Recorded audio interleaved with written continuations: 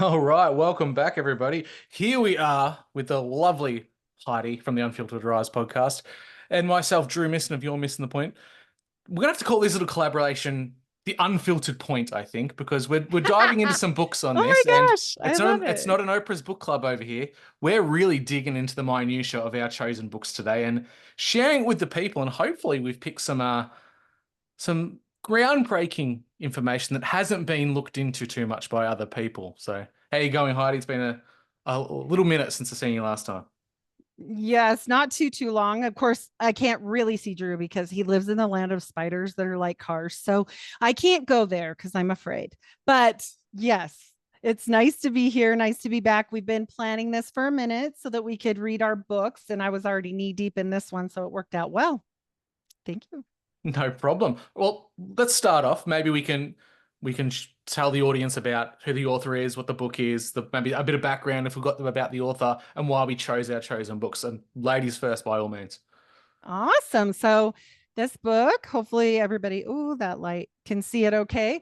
This is called The Messiah in Ancient America because this is a little um off the shelf banned.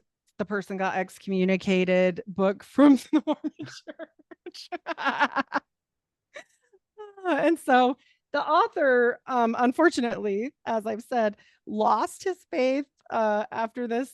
Go figure. Every time you deep dive, but you kind of leave. And so sadly, but this Messiah in the ancient America is not who you might think it is. That's right. Back in the 1960s, when this guy started all his research, which is actually really in depth and pretty good, but also doesn't jive with the DNA. The church wasn't counting on DNA. They like the family genealogy, but the DNA, oof.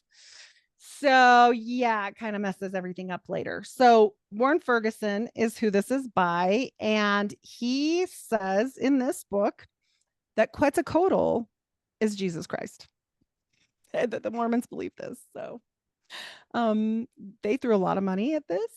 They threw a lot of money for archaeology at this, and it gets interesting. And when Well, so yeah, it's but only a hop, skip, and a jump away from, Abraxas, the chicken snake god, to a feathered serpent god. Really? that's right. That's And right. But we're he's not white and the delightsome. what I Yeah. was going to say, weren't the gods of the Olmecs or the Aztec and the Inca all white and delight themselves? So aren't they Yes, just kind of sir. tying their kind of religious belief systems, air quotes, into the existing ones of the Americas and using that as a Well, thread? and it was supposed to support the Book of Mormon because I don't know if people know this. So if you've never seen me before or you don't know a lot about the Book of Mormon, it is basically like they say, okay, the Bible took place over there and that's their story right in Jerusalem and all this and well, many places, but in the Middle East. And then so this is a book in the Americas for what happened here and how they got here from over there in the Middle East and all this whole story about it, right? And so So it's like the that's New Testament. yes. And so they want it to be proven, and they used to prove it with genealogy, and they've never had one single piece of archaeology ever, not just in this book, just in general, that has ever supported their claims. Because don't forget now, Drew, the angel needed those plates, so he had to get them back. It was a timeline thing. It's like a library card. It was due.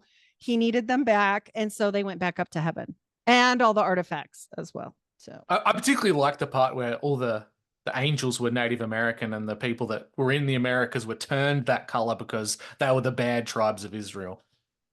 well, and not only that, but the angels might have been Native American, but they had been elevated into white Native Americans. So don't forget that. Who's a famous white So Native yeah, American Indian? What's the name of that senator? Moroni. Who's the senator that says she's Native American? Do they all look like her? Oh, oh, I don't remember that. Oh, I don't know. But this one is the one atop all of the temples. And remember, how could he be an angel if he's a dead guy? Just have Yeah. questions here. Yeah, Hmm. I have some questions. And so, it kind of gets them really in trouble. And I'll give away the good part of the last here. Eventually, with all of this book study and all of these like archaeology things and everything they were going down with this whole Mesoamerican tie, which we'll get into.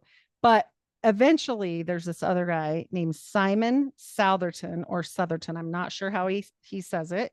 He goes bananas crazy when DNA comes out and he's like, I'm going to prove the Book of Mormon is true, because he was like this whole Mormon guy, and he's super excited about it. And these aren't idiots. Like the guy that did this book, he's like a big lawyer in Oakland and all this stuff. So these aren't like completely uneducated people. I mean, idiots, who knows? But I'm just saying they're not derelict in knowledge, at least in some level.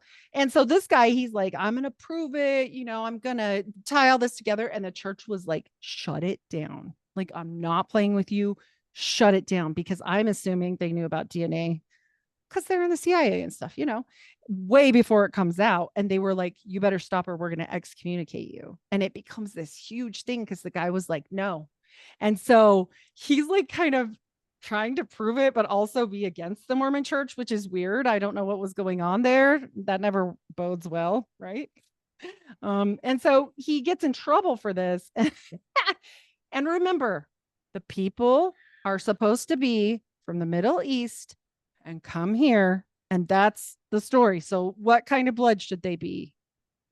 Like, not type. Like, what kind of heritage should they like have? what ethnic group? Well, if you were to go off today's ethnic Just groups a of the region, generic. you would say it's like of the Levant region, maybe some Right. Mediterranean-esque style appearances. Right. Middle Eastern, right? In your blood grouping, in your DNA, all this stuff, Should be a not blood specific grouping, haplogroup. but Should be a haplogroup.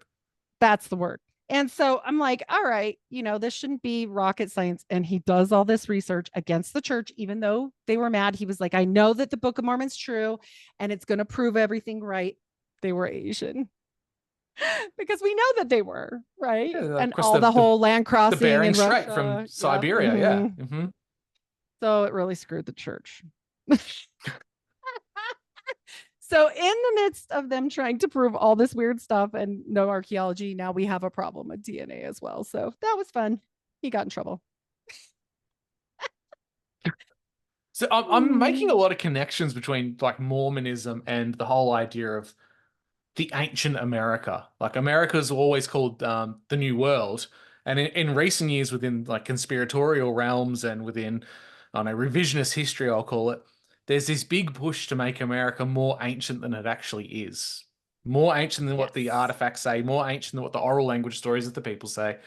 And we get these weird insertions from, say, the Levant region, but we get it through Black Israelites, where you get African Americans who want to rewrite their history as they were the true Israelites. They're native to North America, and Mhm. America was taken over from them. We get this really strange positions where people always want to have their group as the chosen people or the people that are directly in lineage to God. It's this scrambling to of almost trying to be better than everyone else, which seems just so counterproductive to what modern day Christianity should be. Like Christ died for all our sins as long as we You follow him as think? the path, right? That old Right. covenant is gone. It's out of here. That's old news. Yeah.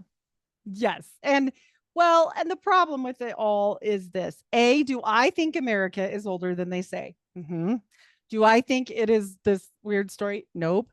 I actually, I've been digging into the Templars. Like, we know there were Vikings up through Nova Scotia and came down. Like, we know not just them either, right? There's native people, there's Portuguese, there's all these people that are sailing all over. Look, that's not a hard sell for me.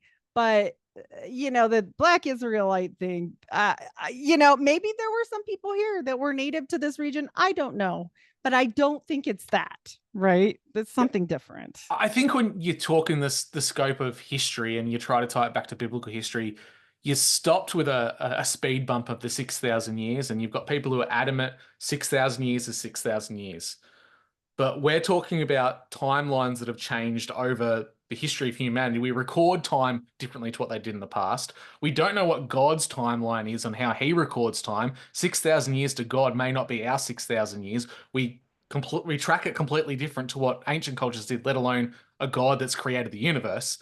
And we've got this weird insertion of ancient must mean monolithic structures, huge civilizations, flying cars, and all the trappings of an Atlantis, when Ancient could just mean hundreds of thousands of years of habitation, and we get Well, lost and in it. not only that, to your point, in my book, they try to make the calendars connect, right? They do this. This is so much fun. And I have to tell you, I will say this for whoever wrote this book. At the end of it, it has some awesome pictures. Okay. It also teaches you a lot of things that are about Mesoamerica, which is cool, and there's a whole bunch of just indexed information.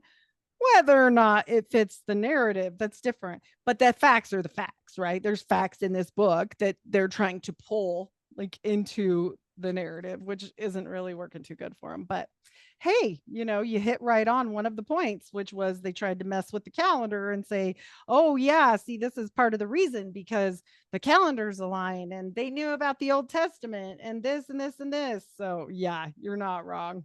Yeah. This is that really thing that it bugs me a little bit, and I've worked harder in reading my book than I have any other book because it's not just reading the book, it's reading the claims and where they source their claims from. Like you mentioned, they've got their facts, and facts are facts, and generally the facts are black and white, but where are they sourcing them from? Can they be trusted sources? Are we doing the legwork of actually checking the sources themselves? Because a lot of people, they'll read a book, see it's got an index and references, and they'll go, oh yeah, they'll just assume the author's done their due diligence. When you're researching this type of stuff, you can't leave it to chance. I've done more work checking the sources than I have actually reading the content of this book. And this is where I Yes, the think index, right? people in our little world, they slip up, and they slip up big when they just trust something because it's in print form. Not to say Mm-hmm. that everything's misinformation by any means. We know that history has been rewritten, it's been toyed with, it's been played with. Oh, But yeah. at the same time, we have to make sure that we're doing the right thing to make sure we're not just spurting out a psyop that was written 60 years ago to inject into our modern time. Yes, exactly. And we know that, look, we already know all this stuff. Like, we know Columbus wasn't the first, like, they've even stopped doing the day. Like, let's be realistic here. We're not saying that we don't believe some of it, right? But it's always two truths and a lie. It's always, yeah. Hmm. And It's they'll how they feel sell it it. with facts. Yeah, Oh yeah, feel it. yeah. You put Hmm. one little mistruth in there, and that's where the weed starts to grow. Oh, yeah. So I don't know if you want me to go into this or if you want to introduce your book first, maybe better that way. Which way do you want to do? Well, I might add mine in because I think mine ties into Yeah. yours a little bit. Oh, fun. I've chosen Commons Beaumont, hold that up there, written The Ooh. Key to World History. This isn't really the first book you should dive into him with his content. He's got a lot before this. Commons Beaumont, interesting little character. And I came at this from the lens of, like I mentioned before, every single group, every culture around the world seems to have their own stories. And we see those common threads. Every time we listen to a story, the biggest aspects of that story tend to be the moral story behind it, the moral compass, why you should live as a good person, why we do things. The smaller details like names, objects, locations, they can change over time, but the underlying message just tends to stay the same. That's why, as conspiracy theorists or revisionist historians, they make connections between these stories that are separated by hundreds of years or thousands of years and oceans because there's the same underlying story there. Like, say, here's an Hmm. example for you, Heidi. Jack and the Beanstalk could easily be rewritten as Heidi and the Gigantic Cornstalk, where it involves a Hey, Nephilim corn is and in my story. it takes place in Utah. And the little dialectic of it that you have to remember, the little narrative is fee fi fo fum, I smelled the blood of an Exmo mum. The Hey, that's story a is good the one. story is practically the same. It's just a few little details that have changed. The underlying moral of you going out, getting some wealth for your family, coming down and slaying the monster, that remains the same. The details can change, but ultimately it's the exact same story. And we see that through every continent, every culture, every civilization. For my reasoning, I think it's a shared collective memory of something happening. So the details they've been adjusted. The story at its core is the same. I think history tends to lend itself through this, through mythology and culture. We see these incidents and tales, they pop up again and again, and I tend to think it's all coming back from one momentous cataclysmic event, whether that was God flooding the Earth, or if you're a interstellar body person, it could be an asteroid hitting the Earth and ending with a younger Dryas. All these things can be at the center of the same event, and I think we're just looking at it from different angles. So Absolutely. the big contentious issue with all of this is when does the location actually matter? And the location actually matters in these situations. It's crucial when you have a chosen people linked to a specific geographical area. And I kind of alluded to this before, where there's this scrambling of a few little out there fringe groups who are really trying to make it that they're the true chosen people. Like it matters. That's the old covenant. It really doesn't matter now, but people are still scrambling and going down the route of my ethnic group's better than your group because we were chosen by God, or my skin color's better. All this stuff is wasted now, yet we're still fighting over it as a people, which is very, very strange. So when we tie in these amplified ideas of storytelling, when it links back to the Bible and the origins of the Hebrews, then the Black Israelite movement, the Old World America, the list goes on with all these people that are coming to it. Commons Bowmont takes it in a slightly different direction. He links it back to Britain as being the region where the geographical people come from. So he links the idea of the Are they Levant. white and delightsome too? Well, they'd be They're Anglo-Celtic always or trying. Germanic people, so they're always trying. So Yep. not trying to go a confirmation bias on this just because I'm a white guy, but I've never really heard of it from this perspective before outside of Box Saga. And Box Saga is very rich and compelling when it comes to linguistic analysis. So I thought this was quite interesting in how this gentleman came to this conclusion. So I've got to give you a bit of background on this guy first. Yours is Woo! from what, the Getting deep. 70s, correct? Yes. This guy's I think 1987. Yeah. 1987. But he started stuff in the 60s to research it. Cool. This goes back way further. So Commons Beaumont, colourfully known as the Rebel in Fleet Street, was a British author, lecturer, editor, and journalist at the Daily Mail. Born in 1873, died in 1955, he was a man from a very different time, a time when academia had a very different perspective on the origins of European culture. But that all changed. And I think we know the world-changing event that caused that. A little mustache man from Austria who liked to paint. Oh yeah. Who His loved his use, niece. yeah, his Yuck. use of a certain term changed historical academia forever. And I think we all know that Yes. word is Aryan. Aryan now Mm-hmm. is conflated with ethnocentrism and racism and all the horrible trappings of humanity. But it's an actual name that was given to prehistoric men of Europe, men and women of Europe. They call them proto-Europeans now for the PC term. And he kind of tracks the Aryan peoples and how they apply to later stories that come along. And he proposes that these later stories are just recalling the same event and they're transcribing the locations and names to regional areas to suit their people. And he leans heavily on Greek culture for this. At his time, in the early 30s, 1940s, Greek culture, the Greco-Roman, was still seen as the pinnacle of civilization for the West. So he does talk about that quite a bit. So it's quite intriguing. He published a series of books between 1932 and 1949, including titles such as The Mysterious Comet, The Riddle of Prehistoric Britain, The Great Deception, and the book that I'm going to talk to you about today. Here's some of his more extraordinary claims, though, and I'd like to get your thoughts on these. Jesus Ooh. of Nazareth was crucified outside Edinburgh, Scotland, the site of ancient Oh, Jerusalem. So the what? Scots are the Scots are the Jews. Yay for us. I mean, Um, hey, I'm Irish and Scottish. There we go.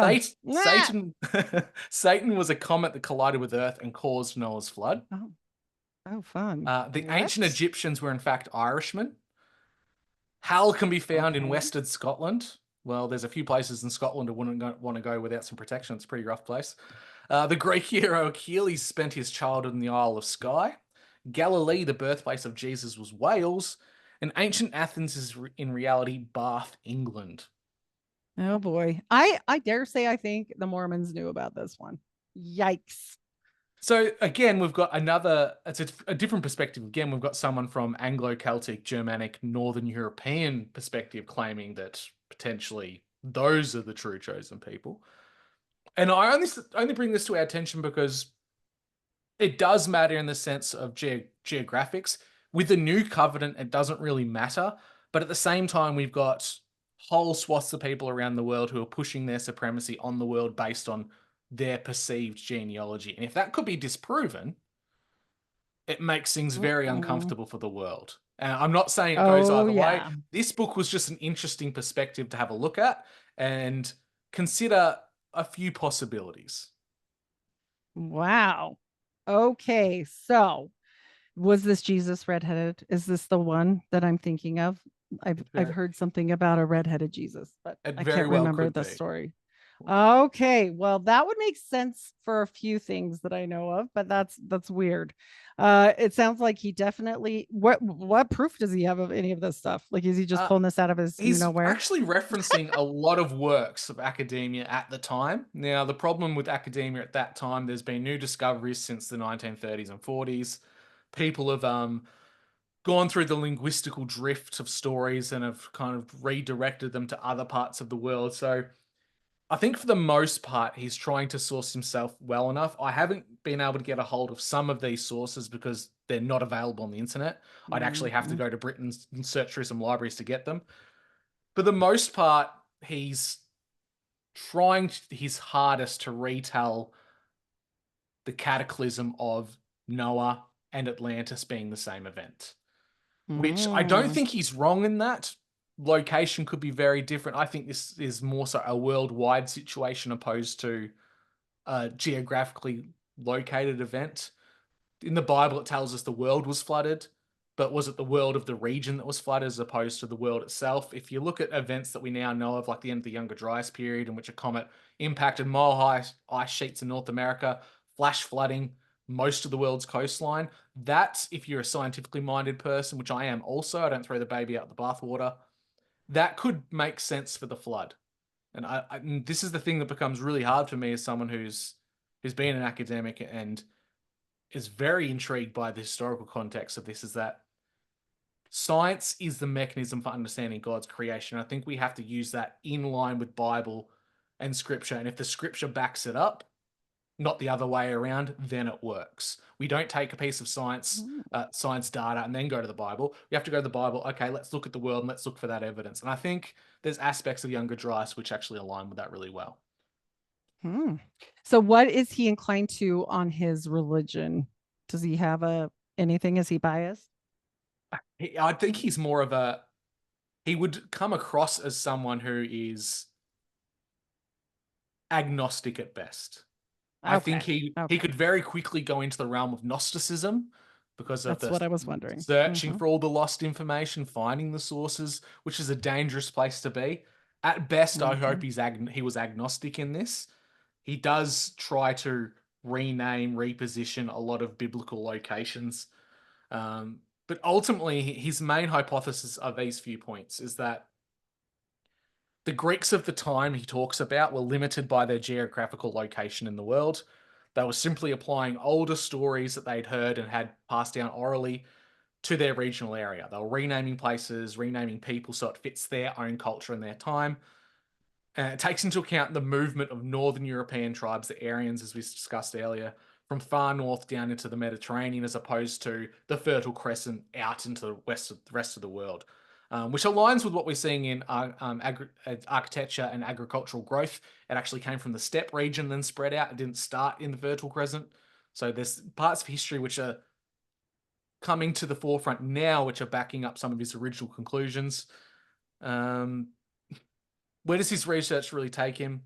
So here's some links and a few dot points that I've kind of been looking at that just alarmed me. That Atlantis, in a particular Finnish root language, which is connected to Boxsaga, means all land ice. And if you're coming from an area in the world which either was wiped out from a flood in the Great North or flash froze in the Great North, you'd be forced to go south. You'd be forced to go for warmer areas and you'd be forced to invade people. And I think that's the part of history Hmm. we've always been told. The Vikings were just raping and pillaging and going home. They didn't do that in reality. They went to England, they went to France, and they set up colonies. They didn't go home all that often for a reason. It's almost as if the lands they came from were becoming less hospitable every day, and they knew it. They were driven by sheer necessity. And this kind of drives this story that he's telling, that the Greeks were just regurgitating something that their ancestors had passed on to them orally before any kind of recorded written word was put down. Oh, wow. Woof. This gets interesting. This gets interesting. I think since we're deep in it, we should just keep going with yours because it's hot. Okay, It's no going worries. down that line. Yeah. I have a foreword that I'd like to read. It's a tad long, but I think it's worth it. Okay. I've actually mentioned to you outside of the show that I'll probably end up recording each of these chapters and putting it out on my show, and then maybe giving my thoughts on it at the end. Like I said, Mhm. not to be focused on he's right or he's wrong. It's just good, something that's good to consider and take on board, because we're hearing all these theories all the time, and we don't want theories to influence our actual belief systems. Our belief systems should impact the way we're looking at theories. We should be able to go straight away, no, that's garbage because I know from this aspect in scripture that is backed up by this historical account. Whereas what you've given me is revisionist history and it's there for clickbait. We see it far too often. But being aware of it, just like the occult, it's good to know the enemy's tools so you don't fall for it. All right. This is the foreword. This volume is a companion to the work of The Riddle of Prehistoric Britain, in which I endeavoured to prove by evidence gathered over a wide field from ancient and modern sources the British Isles were heavily civilised from the earliest times, and indeed that Britain may be proudly enthroned as the true and original mother of civilization. I claimed on evidence produced that is supposedly this lost island or drowned island continent, given the name Atlantis by Plato, was not a mere romance or myth without substance as is generally believed, but on the contrary, it is a serious epitome of the most stupendous natural catastrophe which has ever affected the human race, both because of the magnitude and the severity of the visitation. I sought, moreover, to prove that the Atlantean calamity was a variation, in other words, of the flood of Noah, or the Greeks termed it the deluge. Now, he's already starting to use some terms that we would recognize as being very Gnostic. Uh, but he's tying in some historical accounts that I think, at best, for people like us, could prove the pre-deluge Adamites and the world that was before the flood. Like if these people had conquered the world and had a great amount of culture and civilization, kind of lends itself to think that maybe their leaders were Nephilim or Nephilim hybrids. For this purpose, evidence was derived from geographical, geological, astronomical, historical, and legendary sources to the effect that this major catastrophe afflicted northern and western Europe, mainly the Scandinavian lands and beyond all the British Islands. I claimed, in fact, that Atlantis Island was no other than the British Isles itself, which bear the scars of that catastrophe to this day. That Atlantis was not permanently submerged, or even much of it, tremendous though the ultimate effects were. These islands, I showed, were the true Hebrides or Happy Islands of yore, and are known to have been inhabited from the earliest Paleolithic or Old Stone Age onwards, and were the original domicile of the sons of Adam, who were the titans or giants of classic fame, as well as being Atlanteans of Plato. So he's already positioning it Ooh. that there's Seed War stuff, but from the other side, that Adam's sons were the Nephilim giants. So we get into all these dialectical issues, but it's so interesting. And I think it's interesting because a lot of Ooh. people take this stuff on board as gospel because it's in a book. But like Yes. we discussed, there's one lie amongst all the truths. If the Yes. history and the demographic movements and the people moving around the planet are true, then there's a truth in maybe the dark side of things that they really existed. And I think that's probably the conversation that people need to start having is where is the truth and where is Ooh. the lie? And why? And why is the lie? Exactly. Exactly. Yes. I'll keep going. My object, may I point out, was far greater than any mere academic effort. As some critics seem to imagine, to identify Atlantis, the disaster of Atlantis was only indirectly my theme, for the matters in this may lie which still lie behind these facts. As facts I claim they are on the evidence, for it were the flood of the scriptures. It thereby brings us into the European continent. Europe, the nations related to the event directly or indirectly, such as the Chaldeans, Egyptians, Israelites, Hellenes, and Greeks, and many others, it cannot be isolated as such, for it challenges the long accepted beliefs and dogma of the flood, occurred in the Middle East and supposedly original Chaldea, as to which, incidentally, in spite of most careful investigations, even within the recent years, these exist not a title of solid geographical or geological other evidence to support such a calamity in those regions alone. Also, it correct and must understand and underestimate the long accepted claims in relation to the lands we term Assyria, Egypt, Palestine, and I fear necessarily disputes the accuracy of the modernist interpretations, from inscribed stones to papyrus. In other words, we have been misled by these matters. My sole aim is to get the truth regarding the past as it bears in many striking ways upon the present. But let me say, if the further claims I advance in this work are sustained, it must logically signify that the segregation of the Bible history as a thing apart from equivalent classic peoples has piled up completely false conceptions and valuations regarding the history and nations of past times. For example, I produce evidence to show that the Uranids of Crete, which Crete was accepted by the Greeks at least, or the motherland of the original race of mankind, were the equivalent to the people of Ur, or the Chaldees, the book of the Genesis, and they dwelt not in the Orient or Mediterranean, but in the British Isles. So he goes on and on to reclassify areas as being British, and he does a really good job at following the linguistical path that goes from, say, the Mediterranean through into Central Europe, into Northern Europe. He follows that path of linguistics really well. And my takeaway from this is that the linguistical path is probably real, that people probably did start off in the Northern Hemisphere and start their cultures, but I don't think it was necessarily the tribe of Adam, more along the lines of maybe it was the principalities and the kingdoms of the Nephilim at the time that they had started. And that brings us to another contentious issue. When you start talking about tribes and who's the chosen, you quickly put everyone else into the outer. And I think that's why we have to re-emphasize that the new covenant dismisses all that, and it really doesn't matter. Yes. Yep. We're all supposed to be the same now, but it's still such a I'm the chosen. No, I'm the chosen, and this and that. And I don't know if you know this, but Mormons still. So we get this thing called a patriarchal blessing when we're like between 14 and 18, and they tell us what tribe we're from. It's all baloney. It's just by divination. They literally anoint you with oil and give you this blessing by the patriarch, and he's like a prophet of the church. He does these patriarchal blessings is like that's his only job. And so, they put their hands on your head and they record the whole thing and they type it up for you. And it's all the blessings if you do what you're supposed to and live all the right ways and blah, blah, blah. But they tell you what tribe you're from. So, like me, I'm the tribe of Ephraim. So that's, Mary Magdalene. And then Joseph Smith was the tribe of both Ephraim and Manasseh, making him the perfect specimen of Jesus and Mary Magdalene. Of course. Gave himself the best pieces. Rex Deus. Yeah. All right. So still, like I'm saying, but look at all the importance they put on that. That's like a big deal. I mean, and why? They emphasize that type of stuff, but they try to detract people from looking at the cultural and linguistic growth over time. Like we look at modern day nations and their name has a root name for a reason. Modern day Palestine is named that because of the Philistines.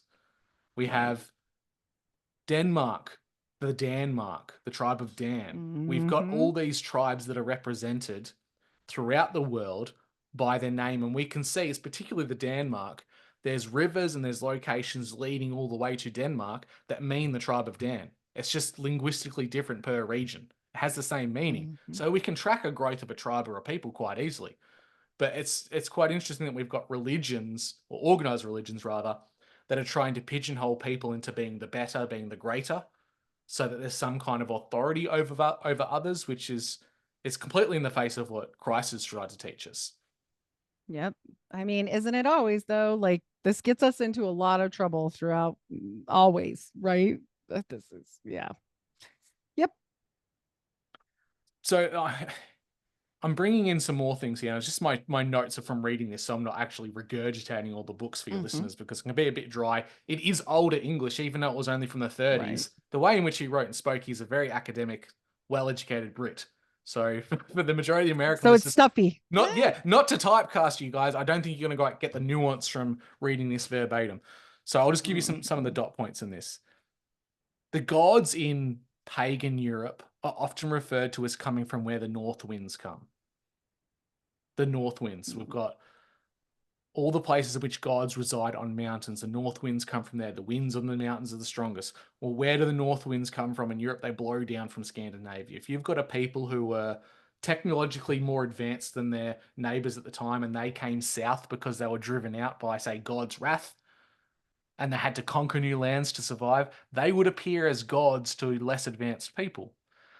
We've got, like I mentioned, the Younger Dryas impact, potentially flooding coastlines and lowlands of the world that were inhabited by people. We've got these lowlands that have been wiped out. The majority of the knowledge and the culture and the accomplishments of these people is gone. But we've also got an historical account that's backed up by modern academia called Doggerland. Have you heard of this place before? Mm-mm. Doggerland stretched across a region between what is now known as East Coast Britain, Ireland, France, Belgium, Netherlands, Germany, and the Danish peninsula of Jutland. I wonder what that land was named after. Jutland. Hmm. Uh, and that was 10,000 years ago, 10 to 7,000 years ago. We know that a lot of cataclysms happened 10,000 years ago, worldwide for whatever reason. Megafauna in Australia died off at that time. They were all wiped out. Couldn't have just been the Aboriginals and their hungry bellies.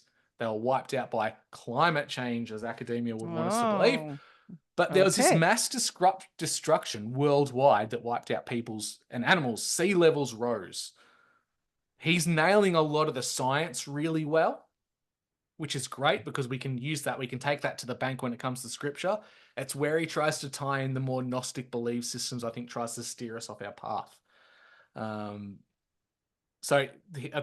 For example, the historical accounts of northern tribes coming down south, not to raid, pillage, or plunder, but to establish colonies and new homes, happened twice throughout recorded history.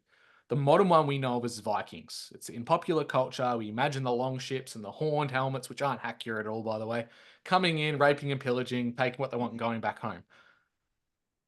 To go a Viking was like a wanderlust. You wanted to leave your home to find something better. And if your home is frozen and destroyed, you have to find something better. That was the later accounts. Earlier accounts of the exact same people genetically are the Goths, the Visigoths, the Angles, the Saxons. They both came from northern Germany, southern Denmark, and they went to England as well. So there could have been two successive waves of these people going into a new land to survive. So he's got this history to back it up. And then you look at the way that the climates of the north have changed. At one time, it'd be very hard to believe, they had wine vineyards in Scandinavia.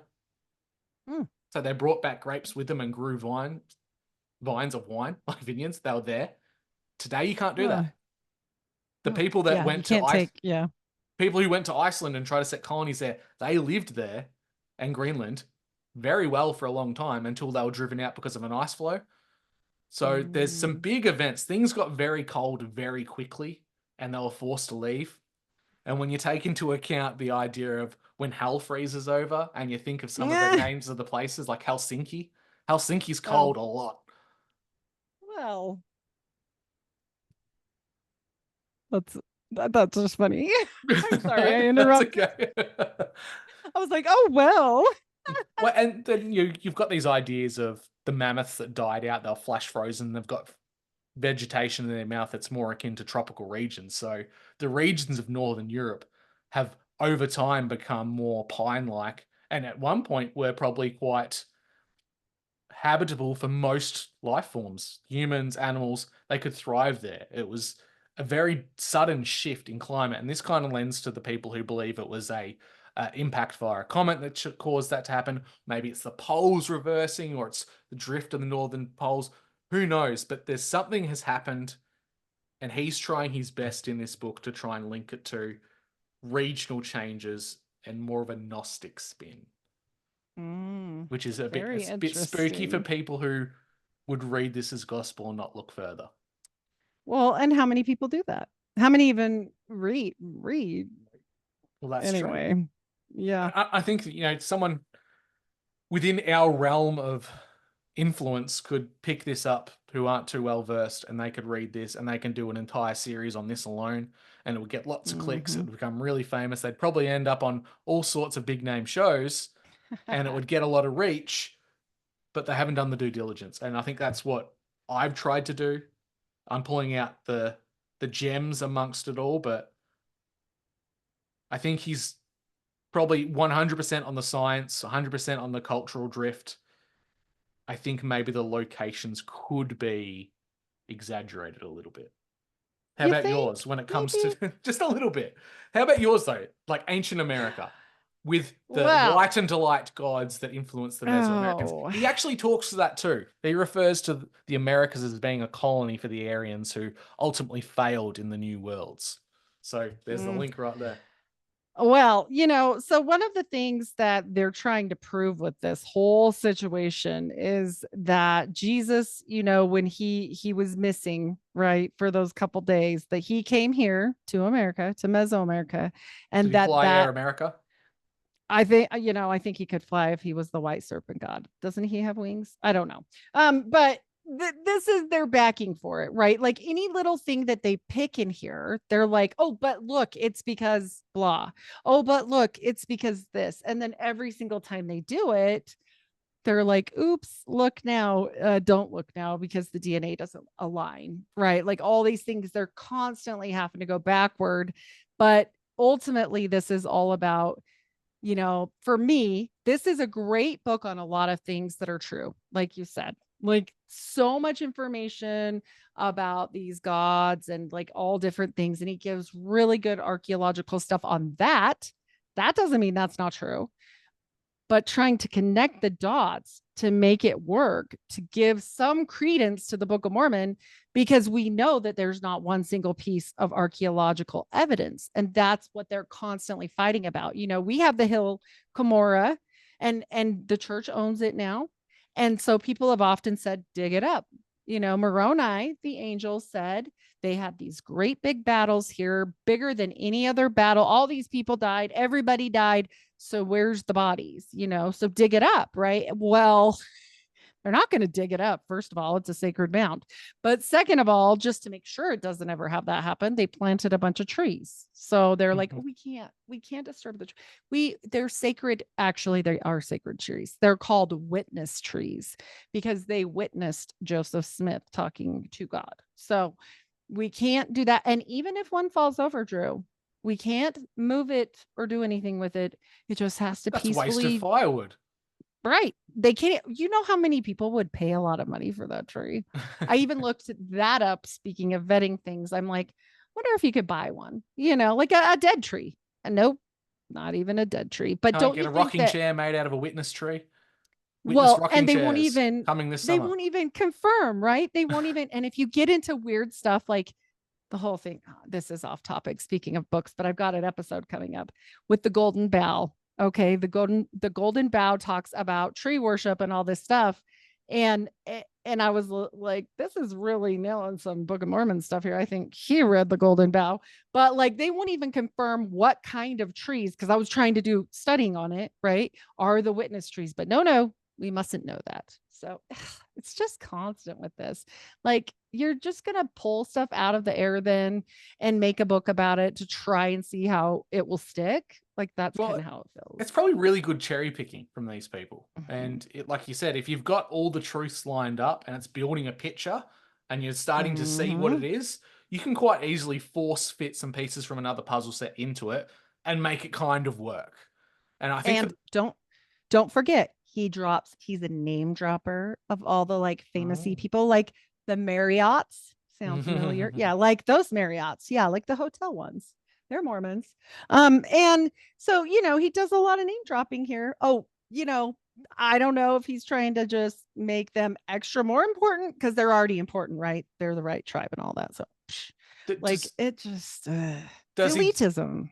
does he defer to what if isms when his position isn't as strong as it could be? Like if he doesn't have the backup of the academia, the history, the biblical sources, he throws in a what ifism. An example would be, I know from the Americas that say that battle occurred. There's this massive battle, Mhm. or say battles between giants and Native Americans. Well, we can't find the bones of the giants because the Smithsonian has all of them, so we've got no evidence. But I'm telling you, the Smithsonian has those bones. Well, we have to Well, take there your word on was, it, don't we? yeah.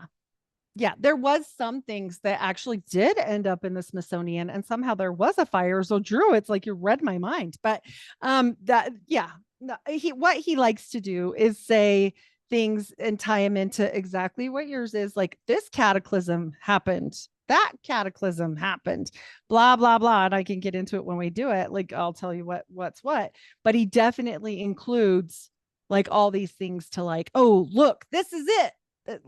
much like yours. So yeah, sad. People will believe it. This guy, he made this book and literally unbelieved himself because he quit believing over it. So if that Well, tells you anything, I don't at know. least he did something for himself in the end. Whew. Well, that's the Right. effect of Mormonism, isn't it? That you go one of two paths. You either become steadfast on finding God and you find Jesus. Mm. Amen. That has to happen. Or you go completely, all religions is a sham and I'm like once burnt, twice shy.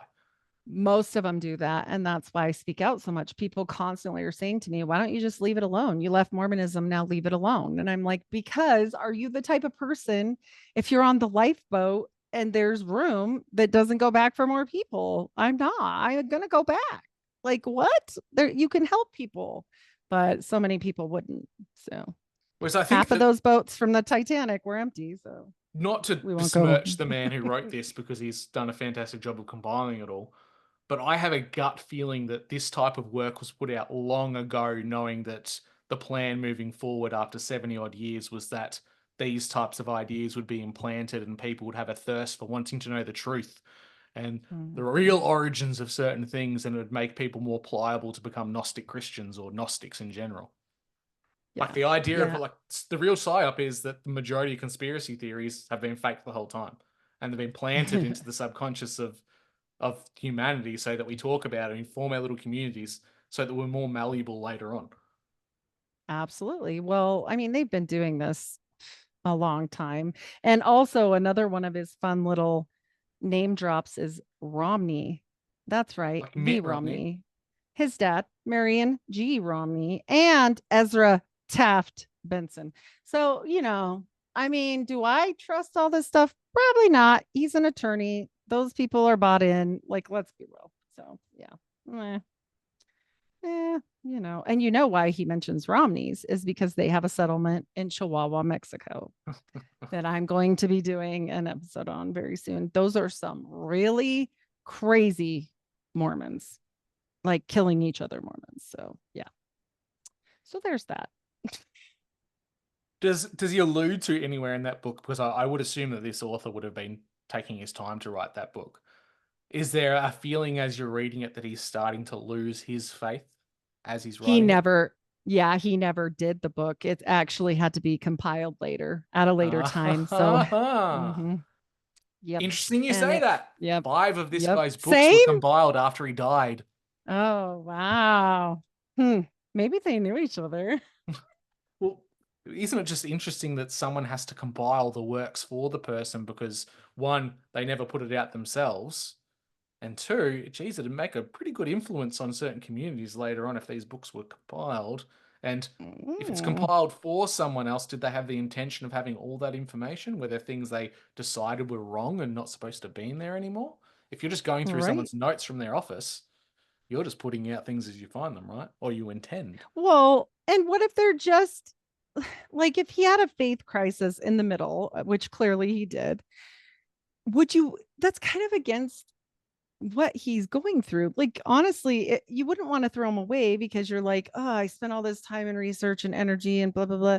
But then also, it's not really ethical to put something out. I don't feel after somebody's death where they can't say that's okay because the last page might be, and all of this is bullshit, and I don't like it anymore. The end. They don't have the ability to defend their position either. You're not around for your No. works. You can't clarify things. You can't reassert maybe preconceived notions that you had or change things as you would have. You're putting things out as Mhm. you wrote them at the time. It's like a snapshot Yes. in time of your beliefs at that time and doesn't take into account what you thought before your death. And that's the Yes. sad thing. I think when we see a lot of authors that are still alive, we do find that they go back and they rework their works. Yep. They have different editions that come out, they revise things. And you can track that. With these types of people, when you've got works that are put out on their behalf, you don't have that opportunity. Yes. And I mean, honestly, if he wanted to do it, he would have done it. And having a faith crisis in the middle, he clearly didn't feel the same. So, yeah, for his, I feel like it's unethical in general. So, yeah. Yeah. It is what it is. It's out there, but it did get on the no list. So, Mm. On the well, no-no list for because the Mormon Church. Yeah, they don't want this going around anymore because then people are going to be like, "Oh, well what about this?" And then it's like, "Oh, okay, all these people are Middle Eastern." Oops, no they're not. It's funny that you mentioned that. You mentioned the haplogroup Oops. thing before. I saw a paper that came out, and it was reasserting that the haplogroup data from the Human Genome Project was inaccurate, and there was no Bering Sea Strait transition of Inuit or Eskimos type peoples from the steppes or Asia into North America. They were reasserting that the DNA found within North American Indians were from the Levant region. I thought, oh, this is weird. It took 3 clicks to Mm, find it linked back to the Mormon Church. of course. Of course. Well, probably from this book. Just what do we do? What do we do? Yeah. Mm, who knows? But yeah, it gets interesting. What's your biggest takeaway from it? Was it that it drove this guy to Uh, lose his faith, or was it that there's the truths in amongst the lies? What's your gut feeling well, after reading it? I will say this. Look, it was a pretty interesting read. He's got pictures. He's got all these ancient sites. Like I like history, so this was good, and he's got a lot of connections and different things. He's got the story of Quetzalcoatl, which, I was looking which paragraph I could read. I didn't think about doing that.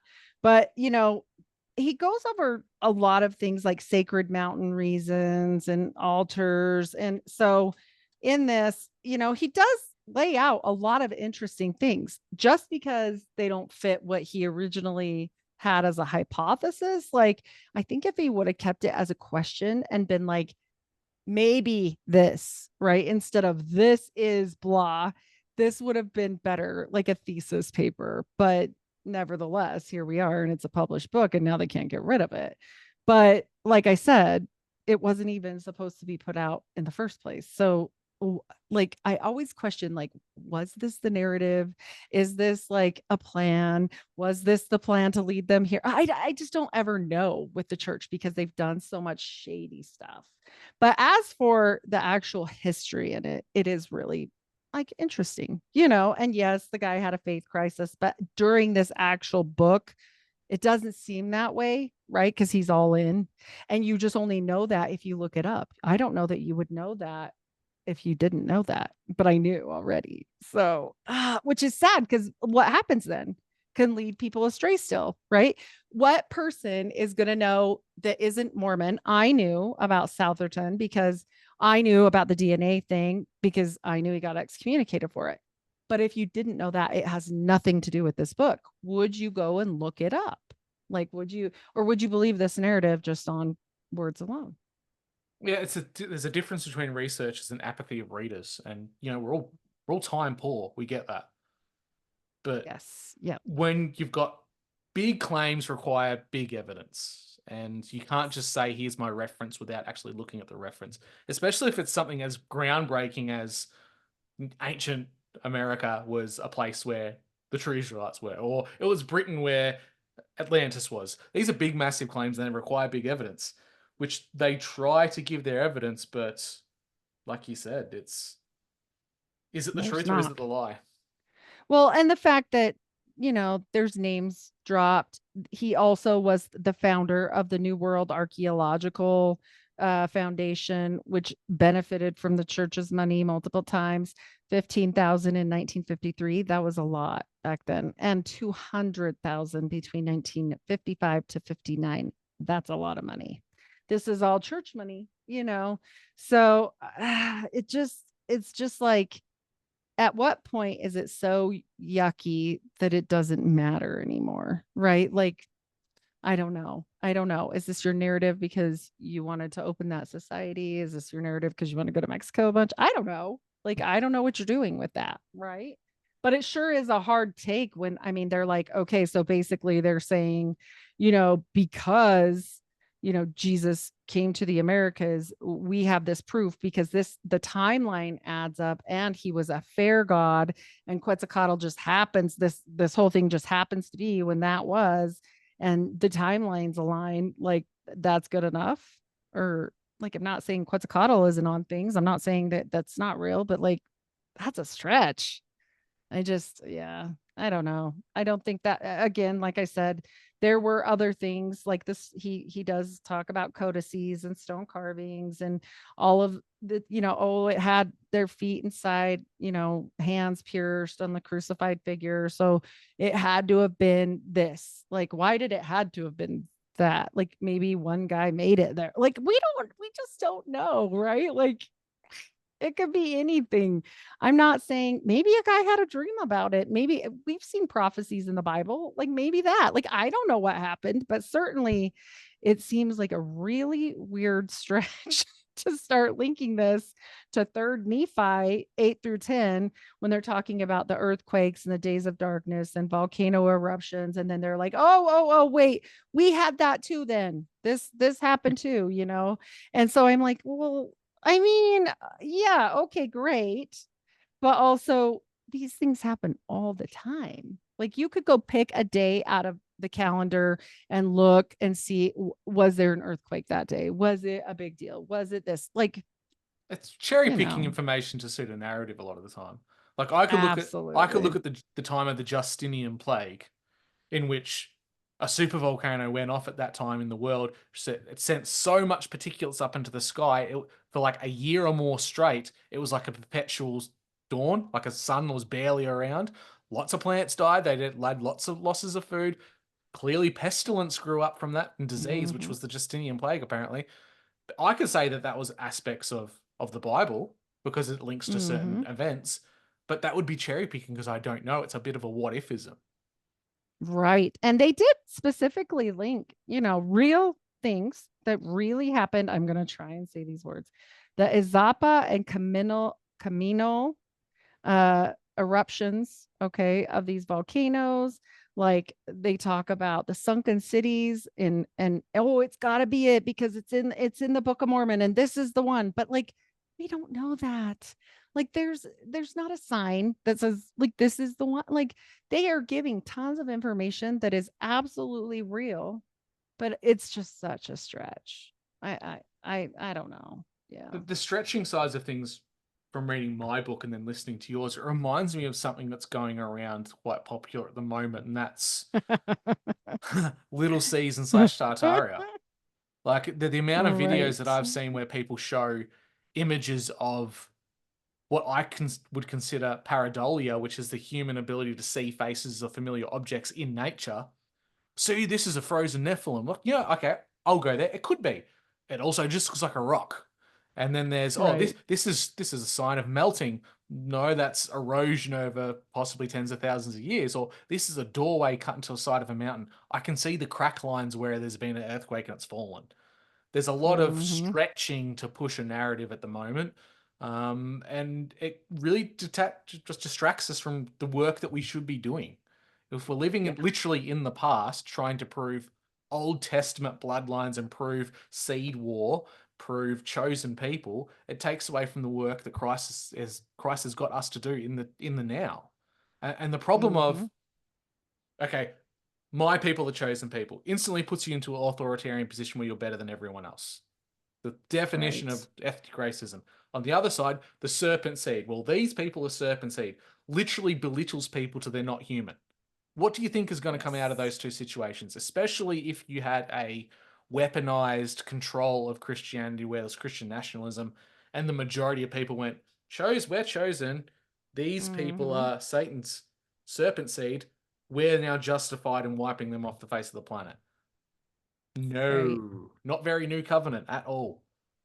No, no. And when we look at this stuff, like this is part of what they're talking about, okay?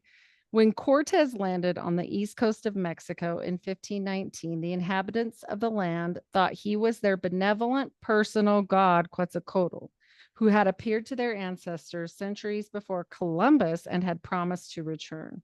Like Cortez, Quetzalcoatl had been bearded and white skinned, and he was associated with the cross. Okay, so that's fine. You want to talk about that, but also it could be 100 other things. Like you're guessing, and we don't even have a picture of any of these people, right? And I'm like, Cortez doesn't sound like he would have had a white beard, but whatever. If you want to say that, that's fine. you know? And at the end of the day, I think it's important with bloodlines to study them for the fact to know what the elites are doing so we can understand what they're doing. But definitely, we should never be buying into this crap. Not at all, So, because we're kind of falling for their belief systems opposed to our own. Like the amount mhm. of people that go down the rabbit hole of occultism to better understand the enemy that get lost down there and can't find the way out, I think is really big within the conspiratorial slash podcasting community. It's a huge thing at the moment. And yeah, I think you need to take your lantern with you to get out because you can get stuck in it very easily. And well, and as I went down the rabbit hole, and I don't know how you feel like being redheaded, like with the whole Nephilim agenda thing. And then, I felt really weird when I started finding out my heritage and stuff. Like I was like, oh my gosh, I never even cared about this. I think a few times I even texted you, like, oh my gosh, this Oh, is bad. especially if there's RH negative involved. Oh, you're an angel Oh, blood person. You're bad. oh my gosh. Yeah. And it's just something that, okay, we're dealing with it. You're kind of dealing with it in the moment of like, uh-oh, like this is kind of scary. And then also like I don't want to be associated with that. So at the same time, you're trying to expose things for the sake of what they believe. They, as in the elites, the 1%, the people that believe in the divine right to rule and all this crap. But like you said, at the same time, not being like, well, I'm a redhead, so now I'm screwed. It does. It feels that way. I felt that way because I knew my bloodline, like I was screwed too. So I was like, oh my gosh, like this is scary, but that's not true. Like you Yeah. said, like And, we and have we that's have to stop. and that Yeah. is really that is very easily weaponized. Some of the rhetoric I've heard Yes. online from the Black Israelite movement about white people being the devil and all white people are the serpent seed and white people need to be wiped out. It's just racism from another perspective. Yeah. And Yep. this is what it does when you go down the route of I'm better than you because of A or you're lesser than me because of B, you get into some really dark corners of human existence. Right. Well, anytime people are saying that they're better, I mean, this whole divine right to rule business is serious to them, right? Like, I mean, look at what they did in Germany. Like, let's just be real here. Blavatsky wrote a whole thing about it. I just did an episode on Steiner, whole thing about it. Like, when you look at this stuff, it doesn't die. Like, it's just No, forever, you and know? we've got a real life account of what the divine right to rule has done geographically in the world. Look at India. India was Mhm. seeded civilization wise by the Aryan tribes that came from the north. They brought the wheel, they brought horses, they brought agriculture with them. They even gave them Sanskrit, which today is everyone just believes is Indian. It came from Northern Europe. They arrived, they set up a caste system. Their caste system was inherently based on you've got to be an Aryan. Well, there weren't too Mhm. many Aryan women, so they had to start breeding with the native women. So it created a caste system. India only recently got rid of that. Like you've got a racial Yes. based system within their own people. This has Well, real but world there's still implications. untouchables. There's Yes, still exactly. untouchables Yes, there. exactly. It's horrible. Like literally, how do you like I remember when I was young, maybe like 16 or 15, seeing a story about this little kid that everybody said he was an untouchable because I don't even know why he had a witch eye or some shit. I don't know what it was. He was this little tiny, sweetest little kid, and they just left him out there to freaking die. And some lady adopted him and helped him and everything. And I'm like, how do you do that with humanity? Like, at what point are we treating this less than a stray dog? Like, awful, awful. Like, I just remember reading that and thinking that can't be real. Like, what mother does that? What person is okay with walking past a baby in the street? Like, I couldn't do it. I'd probably be the lady that adopted him. But I just can't imagine that and that's not that long ago and it's still happening. So, and how do you feel if you're those people, even if you're not an untouchable? Like, how do you feel if you live there knowing, Yeah, I'm the Steiner bottom said run. that, Yeah, yeah. I can't go anywhere because of my station in life. Mhm. And Steiner said black people were animals. Like, what is going on? Like, oh, sorry, you got to reincarnate again to get whiter. Steiner, the gentleman who influenced Steiner schools across the world that are still being used for some reason, the same guy that said little octopus aliens would be injected into humanity. Yeah. Gurdjieff, is that who you're talking about? I think Or so. no? Yeah. He knows, Yeah. yeah.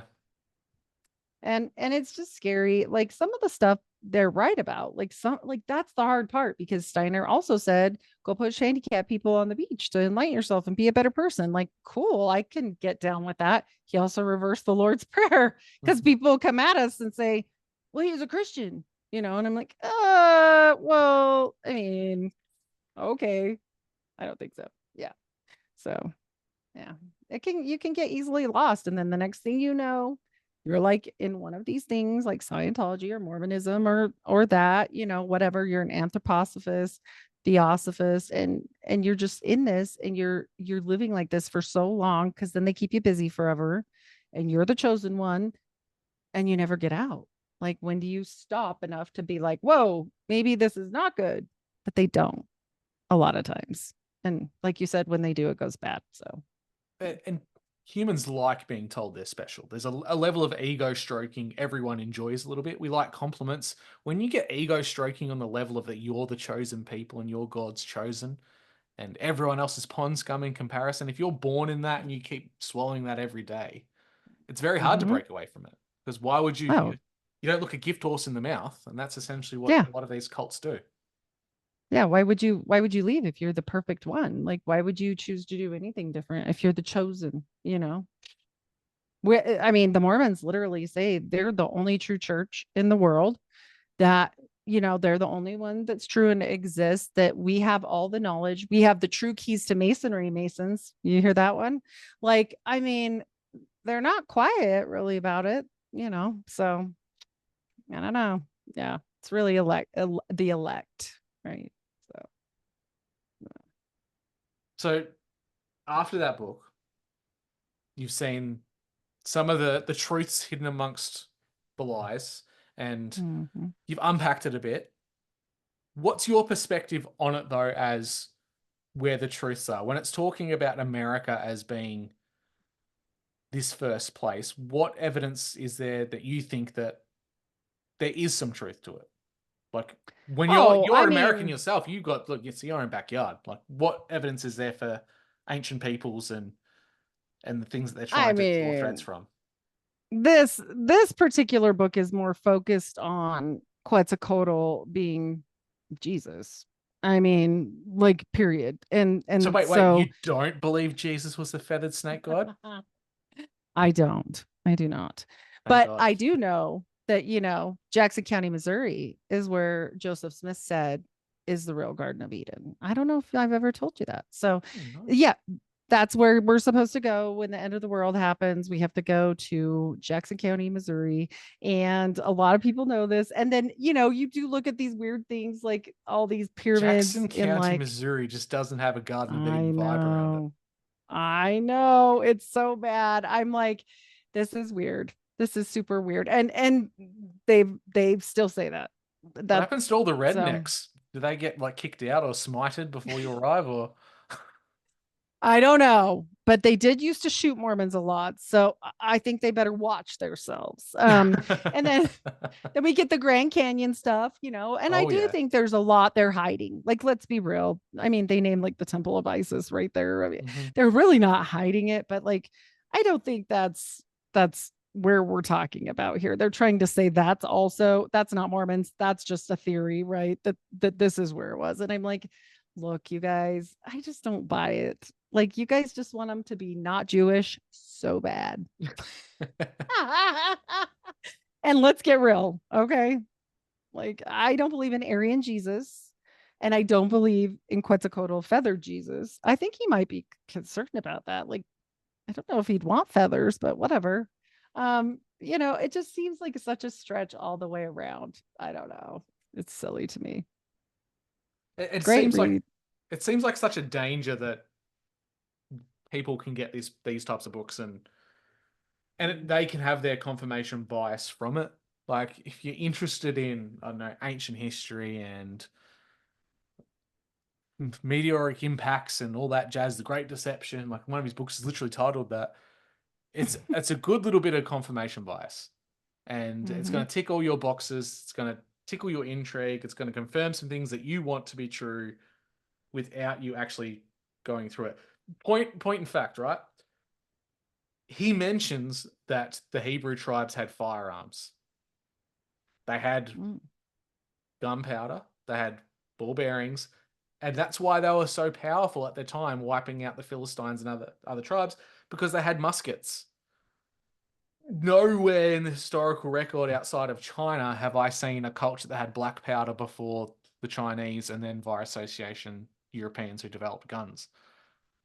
Hmm. Yet he's made this assumption here, and all the references he's tried to make, I can't make that connection work. Can't find anything. Can't find Hmm. anything.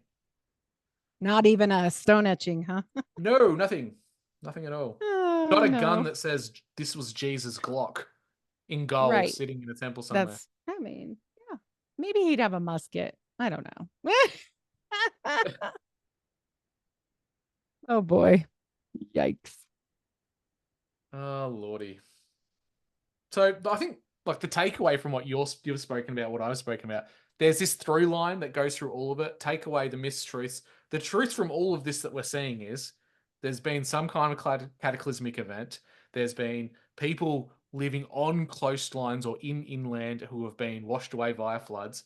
There's been godlike entities that are pale, probably blonde haired, blue eyed, that made their way to the new world and established themselves as the divine right to rule. We've had it in India, we had it in South America, we had it in Australia, Africa, even. There's all these accounts. Now, if you're using Occam's razor, what's the most common sense approach to that? There was a seafaring people who had the ability to go around the world. Right. You Right. track that back, who were the seafaring peoples of the time? Well, they wouldn't be mostly the Mediterranean. The Mediterranean's an enclosed kind of area. They don't really know how to navigate open waters. Mediterranean's pretty Mm-hmm. enclosed, it's protected from weather for the most part. What people would have been traveling the world would have been the Scandinavians, it would have been the British, people who actively had to engage in large open seas.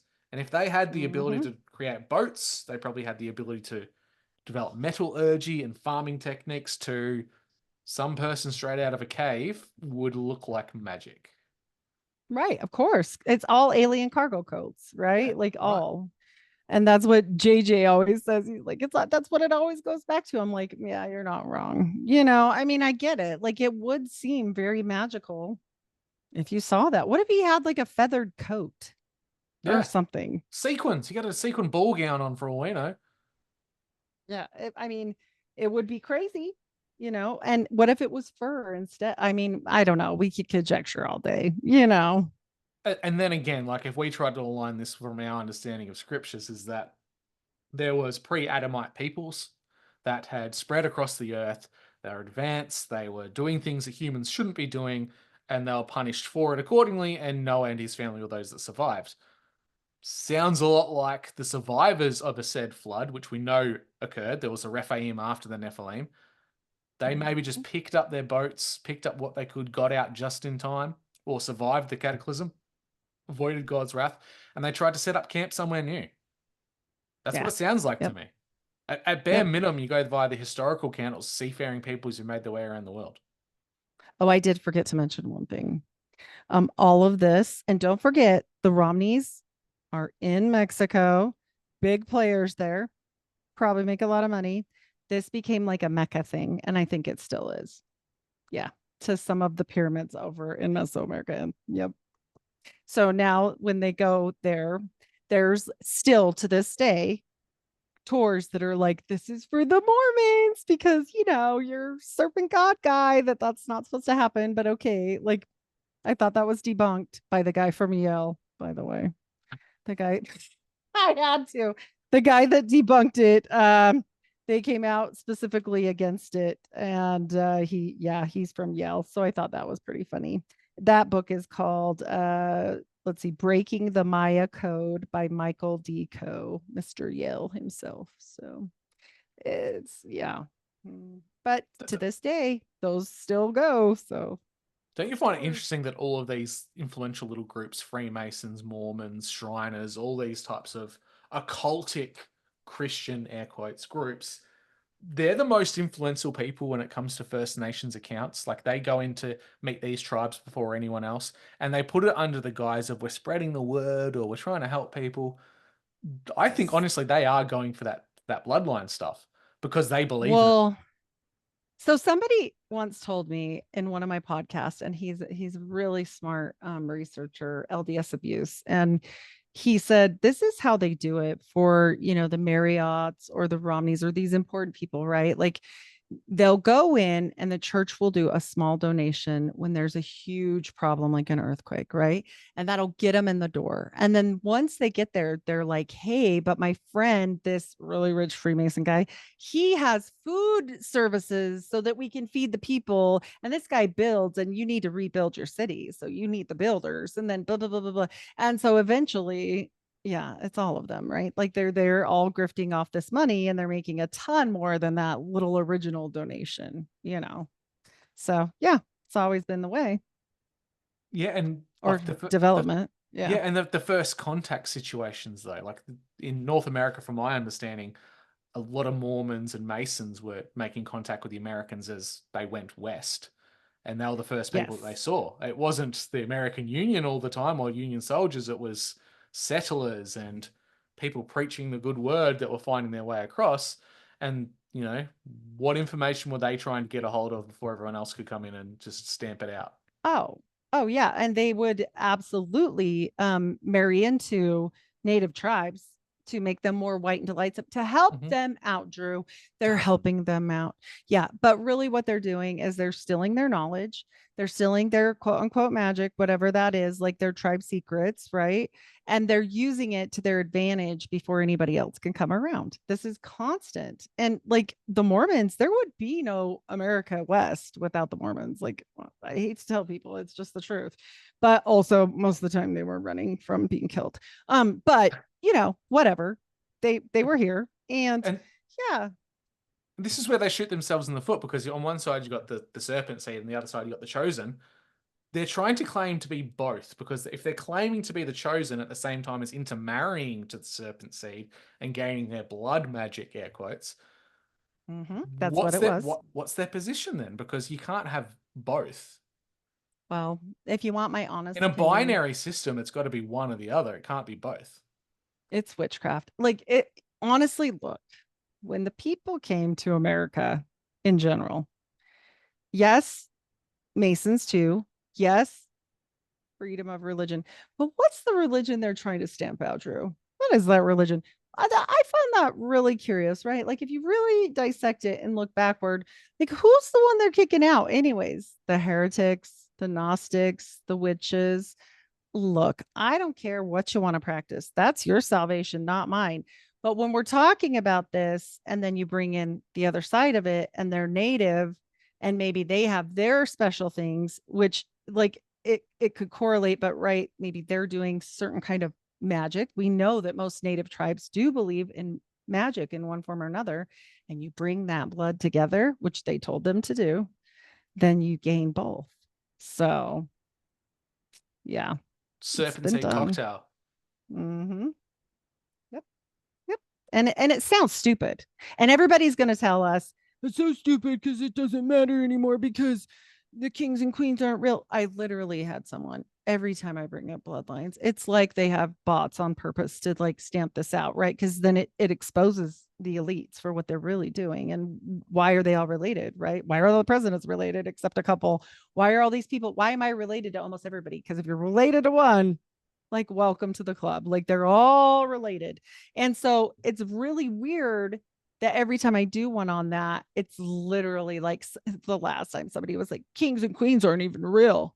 I'm like, what? In what world? This is the really thing that annoys me. It matters to a point. We know for the spiritual warfare side of things through the new covenant, titles, bloodlines, that's all irrelevant now. For them, it is very relevant, and it's relevant Right. for them and us in this physical world. If they rule via title, via bloodline, via association, it is very, very important for them, and it becomes very important to us because they can lord that power over us in the Right. situations where Because we have a beast system built they're around they're us. We have gifted laws, down even. we Yeah. have systems in place where they're going to be in control. If you're of one of those bloodlines, one of those influential name groups, you're going to go far in life. If you marry Yep. into that, your children are going to go far in life. For us, not so much. But we know the other side of Yep. that coin. They're very much narrowed down on the materialistic to physical because that's all they've got in this. We've got the other Well, side. We've got the trump card on that. and we have to look at it like when we think of things like, okay, JJ Vance told me all about the Society of the Cincinnati, and I didn't know anything about that until I talked to him, right? And he's an ex-Mormon too. And I'm like, that's weird, because why have I never heard this ever? Like, I know about Freemasons, I know about Martinism, I know about all this crazy stuff. Like, where did this come from? Right. And then you start looking into it, and what is it? It's gifted down through the patriarchal line. And if you served in the service, but you can't just go like pledge for it, like, oh, I'm a Freemason now because I went to go do your little class or whatever. No, you can't just be in the secret society with it. Like, I went to Yale, so I can go and be blah blah blah. No, some of this is literal. You have to prove your lineage and why. If it doesn't freaking matter, well, you better look again, you guys, because I have found so many societies going down this whole thing. Some of them I've never heard of before, ever. They're weird, and the names are weird, and a lot of them have to do with pure, like, just bloodline. And so, yeah, I think it's very important to them. I think for us it's irrelevant because we know about what God's rules really are. But if you want to know what kind of chess we're playing here, you have to play 3D chess. You cannot just go through life and be like, the world's different now. It doesn't even matter. No, no. If it didn't matter, then they wouldn't track it back. And they do every time. So, Yeah, it's like we're playing chess and they're playing checkers on the same board. yes. Completely Yep. different game. So with this Jesus, this white Jesus guy that you've got here, Scottish uh, Jesus. Scottish Jesus, Must be Ewan McGregor yes. because he looks like Jesus when he played Obi-Wan Kenobi. So I'm assuming that's what he looks like. So weird. So what do they say about this? So Like, it's the geographical location of Great Britain is essentially an overlay of what Jerusalem or Levant region is today. Galilee is Wales because of the close proximity. Scotland is Jerusalem. Um, Ireland is Egypt, and when they were expelled out of Ireland, they went oh, across, and that's where the Dead Sea was, or the Red Sea, and they crossed there to create that little bridge there. It's an issue in that he brings up all these points about Jesus being white, which I don't know. He very well could have been. The demographics of the time were very different. At most, maybe they looked like Northern Italians today or early Greeks, whatever. Doesn't really matter. But he goes down this path of the bloodlines again, mentioning that Odin and a lot of the paganistic gods weren't gods but were people, which to a oh, degree I kind of believe. Maybe the ancient gods were people or Nephilim or something of that nature. yeah, And that Odin wasn't necessarily a person but was a title given to someone, like a chieftain. And okay, Odin of his time married into the bloodline of Jesus' children. And mm, out of that came the royals of Great Britain. So again, he's already putting himself as a British person, confirmational bias. Brits mm. are the true key to the world because we had the greatest empire until a bunch of farmers in the New World decided to stop paying their taxes. Right. But Oh it's boy. the same thing I see everywhere. I see it in the Black Israel movement. I see it in Mormonism. I see it in every small kind of niche occultic group. Everyone wants to be the chosen. Everyone wants to be the best. Everyone wants to have the special blood type. Right. And he writes it into his book pretty well. Hmm. The But locations are no. quite compelling. The parallels between Jerusalem and Great Britain, I will give him based on the descriptions from the Bible and what ancient Britain looked like. I'll give him that. Hmm. I'll even give him the olive branch of just because there are Romanesque style baths and Romanesque Greco-Roman style things in Britain doesn't mean the Romans arrived. It just means they were influenced by them. Look today, you can walk down a street in Australia and walk down a street in America. If you didn't know what country you're in and you just saw the Yeah. architecture, you know you're in a similar place. That's what could have happened in the ancient world. That shared culture meant shared architecture and shared styles. And I don't think that equates to global Tartaria. I think it just means an Right. exchange of culture and arts more than anything else. Okay. All right. Hmm. So they do the Rex Deus. Yes, you said Jesus's bloodline. So children. Yeah. Yeah. Okay. And you do Very know that Joseph Smith was Irish. And so well, I there you find go. this story interesting. I So, wonder where they got it from originally.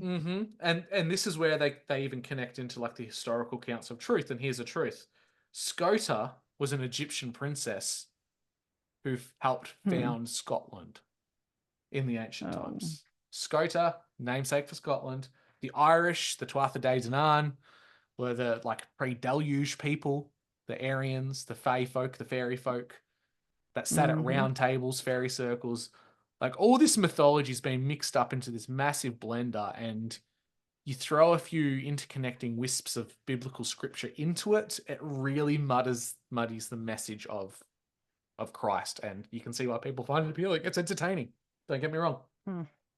If I was Well, my reading, this is my the damn Jesus is brand. Mexico. Yours is redheaded white, probably. Yeah, So I don't know. We got to fight, I guess. just not in. Redheaded Jesus can't fight in Mexico because the sun would burn him. But This hey, is he's a true. walk on This water. is true. Yeah. And I'm not making fun of the gods of Mexico. I'm making fun of the fact that the Mormons strove so hard to be like, this is the thing. Well, it's I'm it's quite like, funny. We've seen it that kind of joked about in modern media. I don't know if you're familiar with a show called American Gods.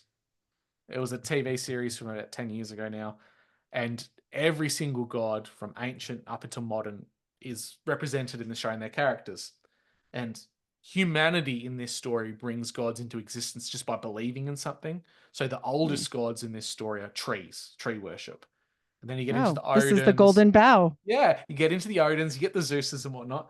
But then there's this like an expo, a gathering of all these gods where they meet once a year and catch up with each other. There's about 50 different versions of Jesus because humanity has all these different beliefs about what Jesus looked like. So there's a Mexican Mm, Jesus, there's a white and light Jesus, there's yes. a female Jesus, there's all these Jesuses. And it's Lots just of kind of Jesus. throwing it in our face. Yeah, of course. Because if they confuse it, we'll never figure it out.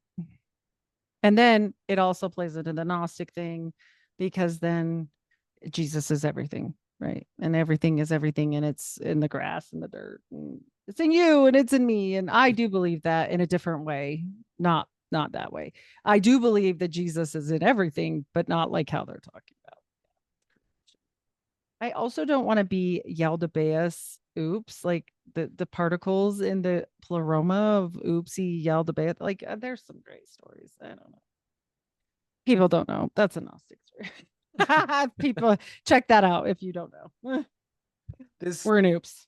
there's some connections in this that he makes between Egyptian history and the expulsion of the Hyksos. And I don't know if you're familiar with who they are. The Hyksos were, according to modern academia, were Levantine people from the Levant region, Palestine, Philistine area, that came across into Egypt and conquered northern Egypt, dismissed all the gods except for one, the Akhenaten, which is the sun god, Oh. and they Mm. ruled there. They adopted the culture of Egypt for quite a while until they were expelled and kicked out. He likens this as being the story of Noah, of Moses rather, and Moses being kicked out of Egypt. And he kind of just does the Gnostic story of spinning Old Testament on its head: the good guys, the bad guys, the old guys. Even Abraham, he brings back to an Egyptian word called Abram, came into Egypt. Not Mm. Abraham, Abram was a Hyksos Okay. god. So he Of goes down course. this dialectic of, do you know that the Jews were the bad guys, right? And he's Of talking course. talking about it in hushed tones to try and kind of make them the others. But at the same time, the rest of his Oh book is boy. trying to say that the Scots are the true Jews. Again, confirmation bias. Doesn't really matter. New Testament. Come on, people. Mm. Stick with the program. Oh boy. Oh boy. This is actually interesting because you and I both know some people that really, really dig the Akhenaten Jesus theory. So I'm assuming they may have read this book. I might have to get this book, I guess. The dry British book. It is very dry. And if you're not academically minded, he's going to use some Oof. big words in there that'll throw you out. I apologize to my listeners early when I start recording these. But if It's you are, not worse than Steiner's 6,000 it's lectures that it's I just. certainly not worse than that. But you will, if you are a lover of history and particularly of Greek mythology, you'll love the listen and the alternative take on that. Well, that's what I can put out.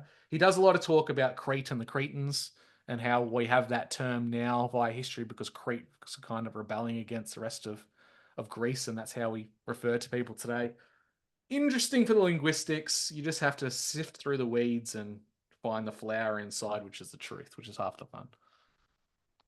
I'm fascinated by this whole thing now. I didn't know exactly where you were going with your book, and now I have to get that book because the Mormons are Irish and they have this weird Rex Deus story. And when people get in trouble here, like our attorney general that said he was not a cannibal, Drew, he got up and I'm not kidding.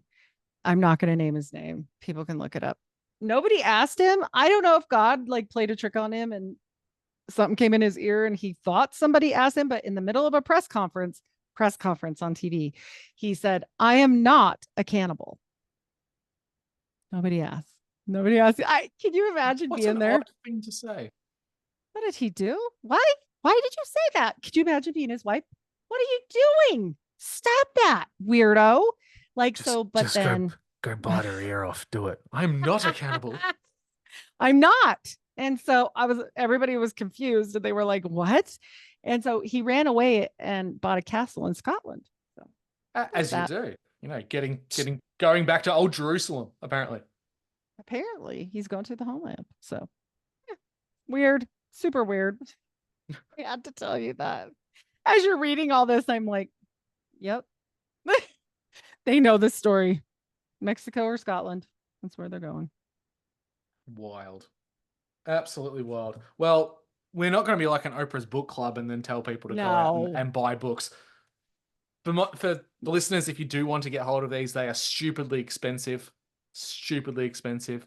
I put that down to two reasons. The guy's dead and it's up to someone to publish these. Second part, it does contain a lot of no words, Aryans, Oh, pure yeah. bloods, all that jazz.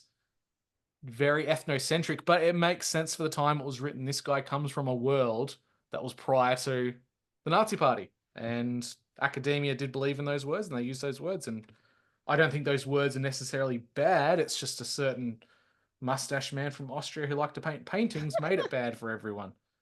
So if you And want to find mine these books, you may or is may not be cheap. able to get it in your country. Oh, really? Oh, Yeah, that's weird. could be Hmm. illegal in some Well, countries. that's weird. Yeah. Mine is $5 now because it's on the What? no-no list. Mine's on the no-no list. So, yeah, it's like $4.95 on Goodreads with bad ratings. So there's that. I'm gonna have to get that just because it's a cheap book. I'll add that to my library. It's cheap. Yeah. Yep. That's a It's interesting. bargain, people. It's actually got, like I said, it's got a lot of really cool pictures. It's got a lot of really cool definitions and important things that are true and very strange and weird, like definitions of occultic type stuff. I did find it funny. One last thing too. I found it kind of, and maps and everything, Drew, you'll like it. I did find it a little bit funny that he lost his faith. I think it was in 1960 and the funding ran out in 1959. Probably a coincidence. I don't know. What was he shaking the coffers? The faith's feeling pretty thin right now. He's like, look, give me my money. Oh. They were done digging in Mexico because I didn't find anything cool. So I wonder if you can extrapolate that little situation to people in the conspiratorial podcasting lens when people are dogmatic about Tartaria and then 8 years after they've made all the money and the topic starts to die out, they suddenly go, "Oh, we got it wrong. It wasn't no, true." no, no, that's not what they do. They never say they got it wrong. And then they're like, look at this Hollywood guy. It's really Elvis. This guy is Elvis, and this is not, he's not dead. He's our president. Oh, Oh yeah, yeah. maybe not. The new thing's not putting out books and waiting 60 years for it to germinate into popular culture. The new one is micro trending, jumping on We're TikTok and gonna get in pointing to things trouble. behind you, going, "Oh, look at this! Did you know Donald Trump is actually General Patton?" Whoa! Ooh, I thought he But was Elvis. but a video, I yeah, saw him. exactly. A video or two ago, he was Elvis, so they can't even keep track of the people they're trying to talk about. No. No, one better, one better. We got to do it.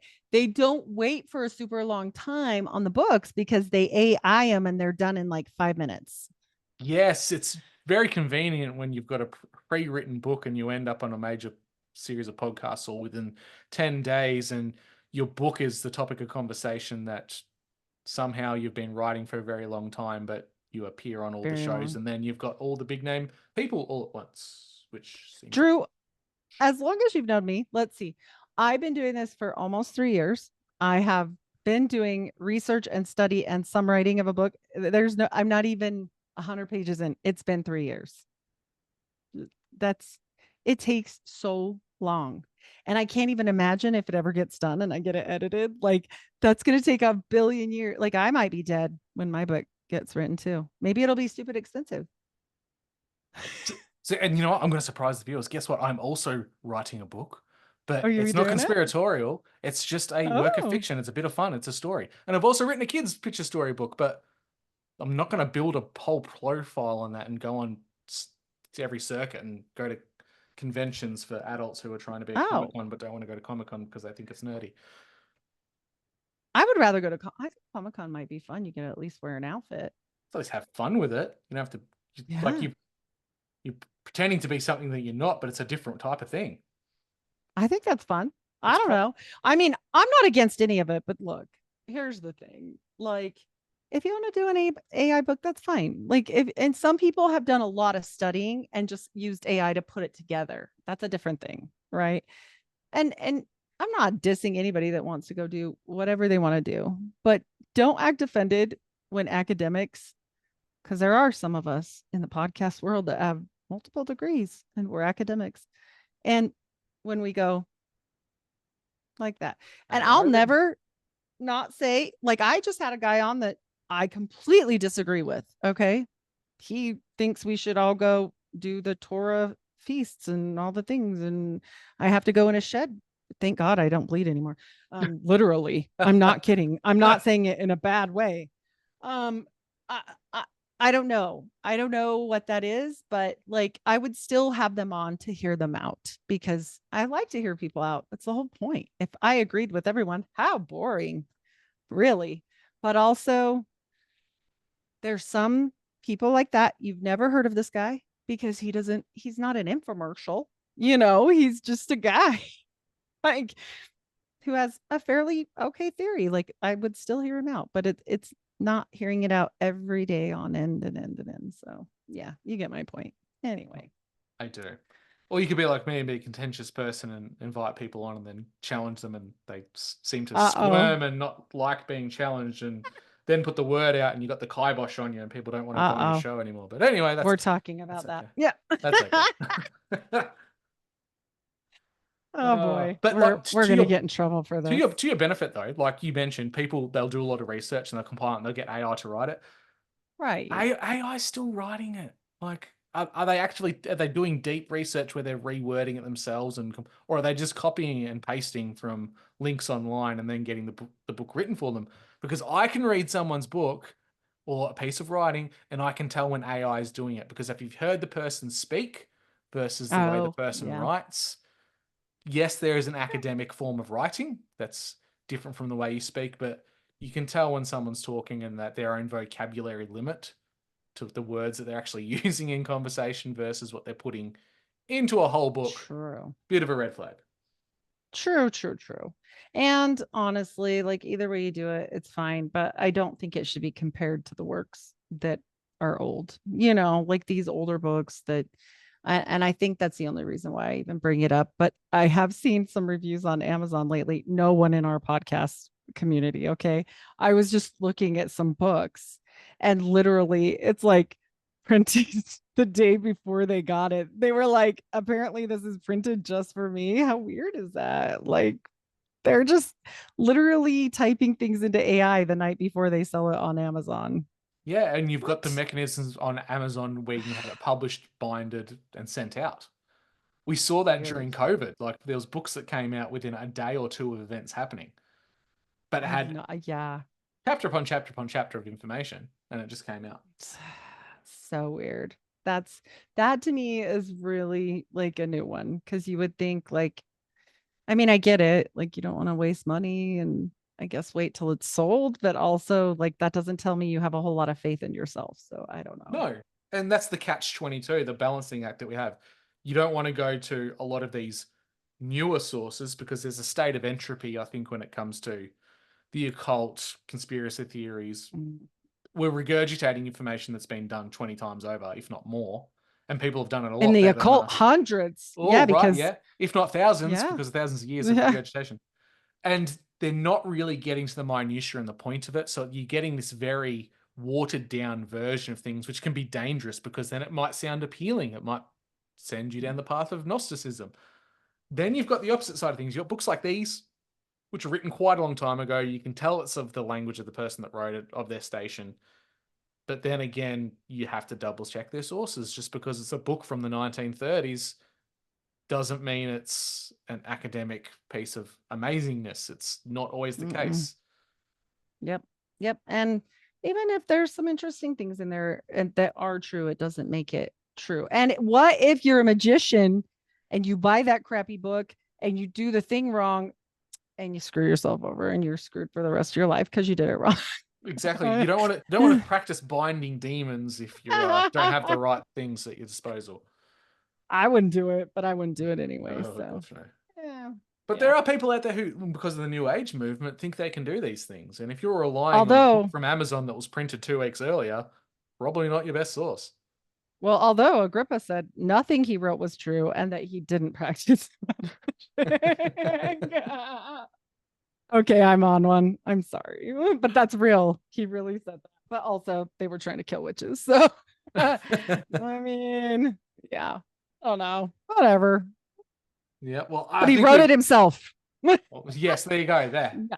that's good. He did it on himself, by himself. That's a man of Oh my substance right there. gosh. But I faked There it everything. It's is. not real. So yours is, uh, in a nutshell, people.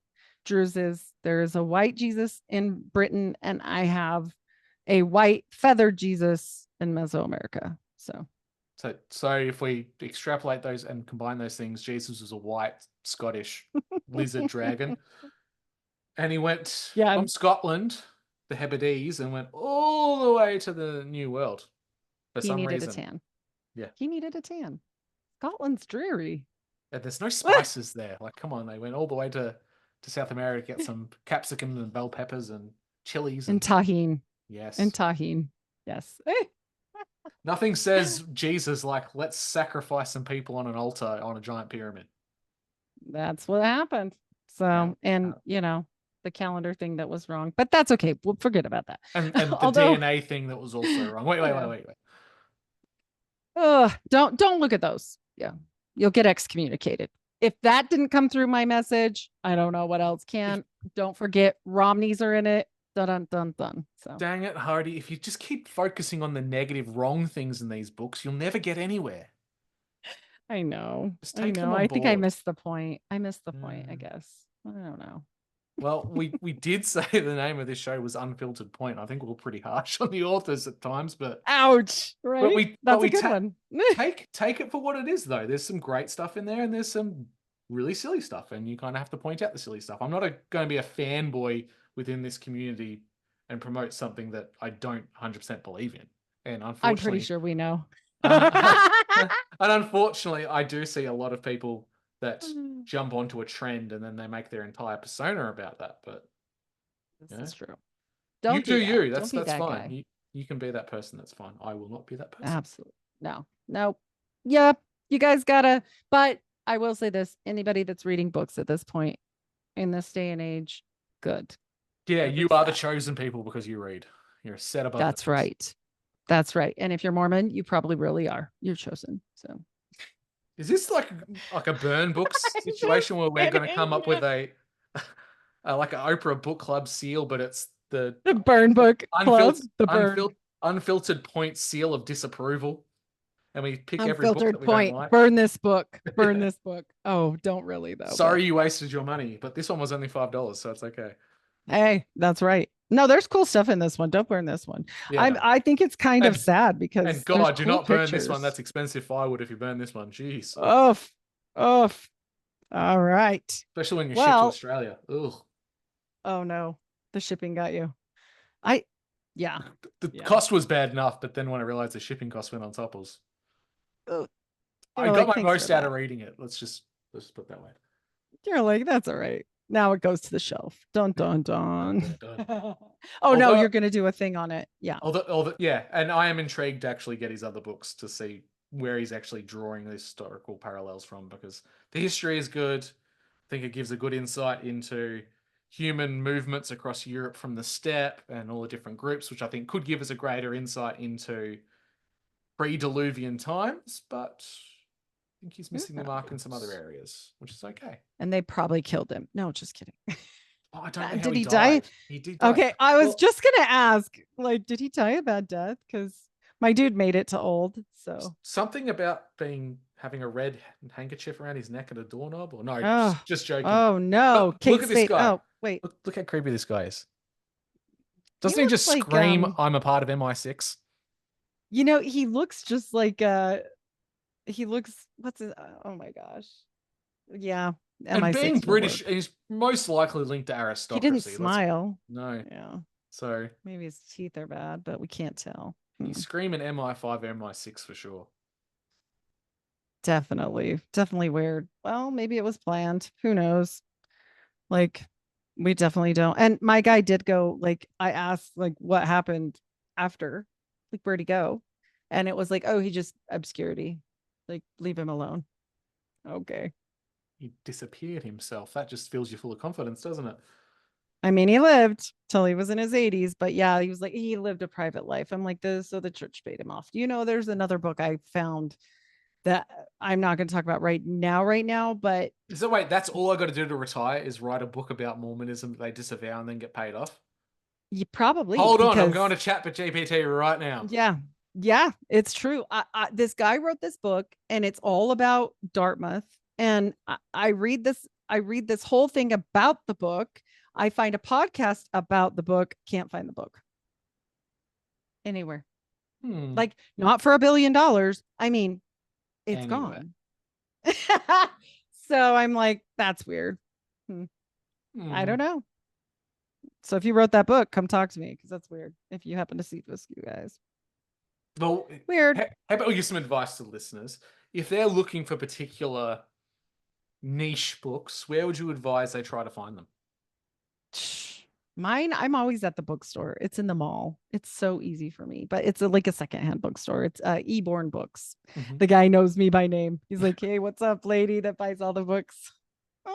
Yeah, I'd agree. You have to go to those like little niche coffee shops slash they have books up on the walls and you can buy them if you want to. Those are good places. Amazon is hit and miss because it's so Mhm. commercialized that certain topics they will just flag and not allow on there, or they won't be on for very long.